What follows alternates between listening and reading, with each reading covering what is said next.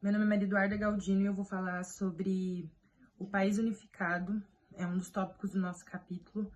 E nesse tópico, Milton Santos, ele dá muito destaque sobre o Brasil depois da Segunda Guerra Mundial. Então a gente tem a realidade de um país onde há uma necessidade de unificação, principalmente pela expansão territorial que a gente tem no Brasil. Então, o que? Nessa época, a gente, em 1997, por aí, 1900 mais ou menos isso. A gente vê uma concentração muito grande em São Paulo e Rio de Janeiro.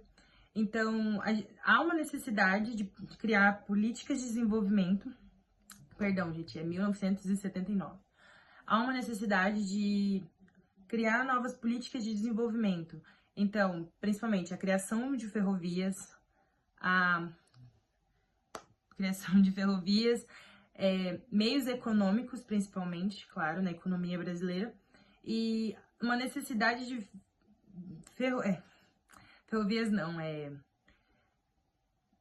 rodovias federais.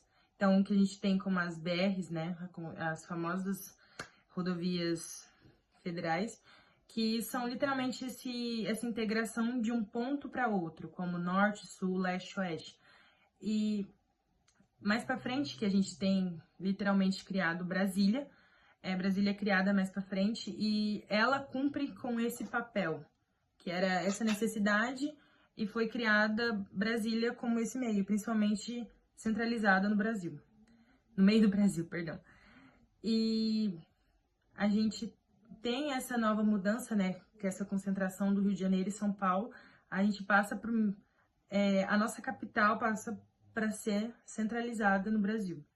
E principalmente com esses meios econômicos, uma unificação. E é um pouco do que ele fala, né, nesse tópico. O tópico 5, ele discute a superposição da dinâmica globalizadora. E o texto, ele discute como que a globalização, ela sobrepõe-se às dinâmicas econômicas e territoriais pré-existentes, transformando o papel da indústria e valorizando a informação como um motor econômico. E fala que a partir dos anos 1970, principalmente nos anos 1980, houve uma dispersão das atividades econômicas para além das áreas industriais tradicionais, incluindo agricultura moderna e outros serviços. Isso gerou um um centrifugismo, que é uma dispersão territorial, e simultaneamente essa uma necessidade de cooperação e especialização concentrada principalmente na região concentrada, o sudeste brasileiro, sobretudo São Paulo. E essa concepção, ela convive com contradições. A globalização, ela privilegia os mercados externos de exportação e afasta o mercado interno, o que aumenta a dependência de demandas de empresas globais, e isso torna o território mais fragmentado, né? Com relações econômicas que muitas vezes não correspondem aos interesses locais ou nacionais.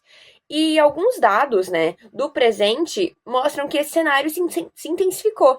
A informação e a tecnologia se tornaram ainda mais centrais com a economia digital, plataformas globais e a inteligência artificial, concentrando esse poder. O Sudeste, ele ainda é o polo econômico, né? Mas existem novas regiões que ganharam relevância em setores como agronegócio, energias renováveis e a tecnologia. Um exemplo é o Centro-Oeste aqui no agronegócio e o Nordeste em energia eólica e solar. Bom, também tem a fragmentação territorial, que aumentou com a concepção de investimentos em poucos polos de inovação e marginalização de áreas com baixo acesso tecnológico, e a integração global, que é cada vez mais imediata, mas também é muito vulnerável a essas crises internacionais, como pandemias, guerras, instabilidades e logísticas. Nos tópicos 6 e 7, Milton Santos ele analisa como a globalização e as lógicas globais reorganizam o território e transformam profundamente as relações entre os países. No tópico 6, ele destaca que a divisão internacional do trabalho sempre esteve ligada ao colonialismo e influência de outros países sobre o Brasil e manteve uma dependência comercial sobre nós. No momento da globalização, no seu auge, essa lógica se intensifica, se mantendo até hoje. Ou seja, as empresas globais influenciam diretamente as decisões internas dos países, ditando políticas e aproveitando vantagens locais para maximizar seus lucros, né? Isso é um exemplo muito claro até hoje, né? O fato dos países, principalmente do norte global, verem o Brasil como Brasil, mas a América Latina em si, como um local fácil, né, para se instalar, para poder explorar os recursos naturais dos países da América Latina, que, como nós sabemos, são muito abundantes, né? Então, as empresas se aproveitam disso para explorar ao máximo, para conseguir ter o máximo de lucro, principalmente dos recursos naturais e explorando também a nossa população. No tópico 6 também ele aborda o pensamento único, impõe uma forma de agir padronizada, enfraquecendo a autonomia nacional e fragmentando o território. Ou seja, a economia global, no caso a economia brasileira, prioriza locais estratégicos e exclui outros, criando desigualdade e novas formas de dependência. Ou seja, fazendo com que o país dependa do capital externo para se desenvolver. Já indo para o tópico 7, Milton Santos ele mostra que na globalização atual, o território de um país ele poderia se transformar em um espaço nacional da economia internacional. Ou seja, isso significa que as decisões econômicas e políticas passam a ser moldadas para atender às necessidades das grandes empresas globais que procuram locais com as melhores condições para sua atuação. Que foi o que eu falei anteriormente sobre o fato, né, das empresas, principalmente, né, do norte global, se aproveitarem muito dos recursos naturais e mão de obra barata do sul global.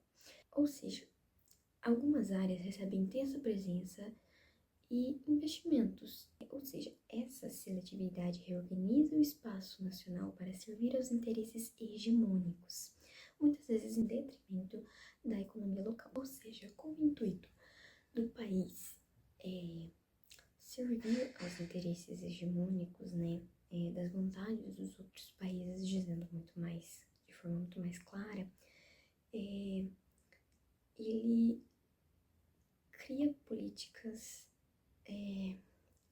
favorecendo políticas externas também.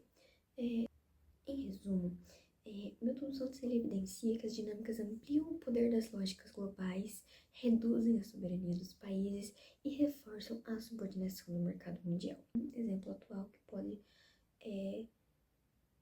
ser usado para compreender esse tópico é a taxação de 50% nos Estados Unidos sobre importações brasileiras, né? E de certa forma impõe que o Brasil obedeça às vontades, né? Atenda às vontades dos Estados Unidos, que é o caso do exemplo.